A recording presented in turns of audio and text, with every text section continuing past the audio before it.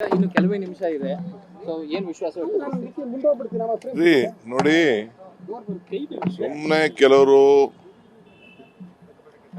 ನಮ್ಮ ಹಳ್ಳಿಲಿ ಒಂದು ಗಾದೆ ಇದೆ, ಮರದಲ್ಲಿ ಗೂಟೆ ಮೇಲ್ಗಡೆ ಗೂಟೆ ಇರ್ತದೆ, ತೆಗೆದು ಬಗಲಿಗೆ ಹಾಕೊಂಡ್ರಂತೆ ಅಂತ ಒಂದು ಗಾದೆ ಇದೆ.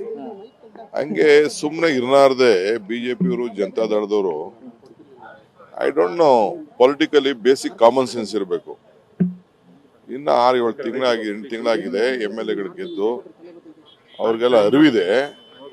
ಸುಮ್ಮನೆ ದುಡ್ಡಿದೆ ಕಾಸಿದೆ ಅಂತ ಅಂದ್ಬಿಟ್ಟು ಆಸ್ ಟ್ರೇಡಿಂಗ್ ಮಾಡಿಕೊಂಡು ಏನು ಎದುರಿಸಿ ಬೆದರಿಸಿ ಎಲ್ಲ ಮಾಡಿಕೊಂಡು ದಿಸ್ ಇಸ್ ಪೊಲಿಟಿಕಲಿ ಇದೇನೋ ಯಾವುದು ಪರ್ಮನೆಂಟ್ ಯಾವುದು ಇಲ್ಲ.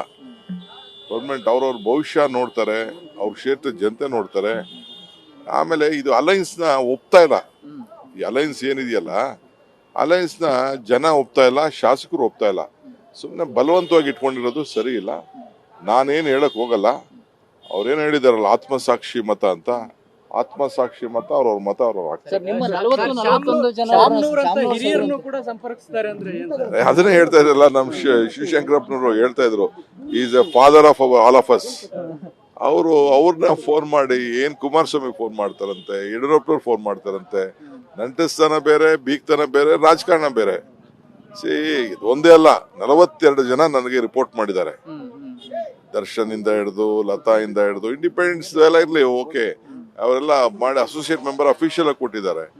ಎಲ್ಲರಿಗೂ ಏನೇನ್ ಬೇಕು ಎಲ್ಲ ಪ್ರೆಷರ್ ಮಾಡಿದ್ದಾರೆ. ಇರ್ಲಿ, ಅವೆಲ್ಲ ಕಂಪ್ಲೀಟ್ ನಮ್ಮ MLAs ಎಲ್ಲ ಹೇಳಿದ್ದಾರೆ. 41 ಜನ 42 ಜನ ಯಾರು ಸಂಪರ್ಕ ಮಾಡಿದ್ರು, ಏನೇನ್ ಮಾತಾಡಿದ್ರು, ಏನೇನ್ ಆಫರ್ ಮಾಡಿದ್ರು ಅಂತ ಎಲ್ಲ ಮಾತಾಡಿದ್ದಾರೆ.